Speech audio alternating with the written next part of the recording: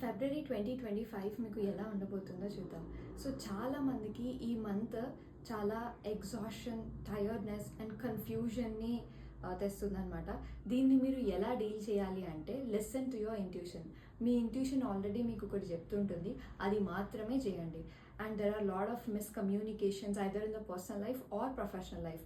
కానీ financial abundance మాత్రం చాలా బాగుంది. ఎవరైతే బిజినెస్ చేస్తున్నారో లేదా మల్టిపుల్ సోర్సెస్ నుంచి ఇన్కమ్ని ఎర్న్ చేస్తున్నారో వాళ్ళకి Feb 2025 is a very good and best month అని చెప్పచ్చు.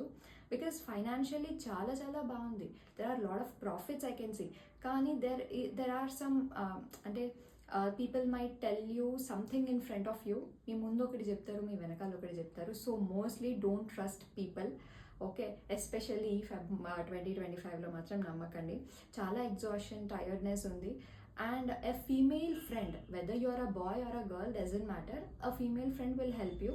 అండ్ ఎవరైతే ప్రెగ్నెన్సీకి ట్రై చేస్తున్నారో you will soon conceive. Okay, and వీటన్నిటిని మీరు ఎలా డీల్ చేయాలని ఆల్రెడీ చెప్పాను కదా. Take action and listen to your intuition. మీరు ఇవన్నీ చేయడం వల్ల మీ ఫెబ్ 2025 చాలా ఆసమ్గా ఉంటుంది. బికాజ్ ఆల్రెడీ ఫైనాన్షియల్ ప్రెషర్ ఏమి లేదు, స్ట్రెస్ ఏమి లేదు కాబట్టి ఓన్లీ పర్సనల్ లైఫ్ మీద ఫోకస్ చేయండి. Thank you.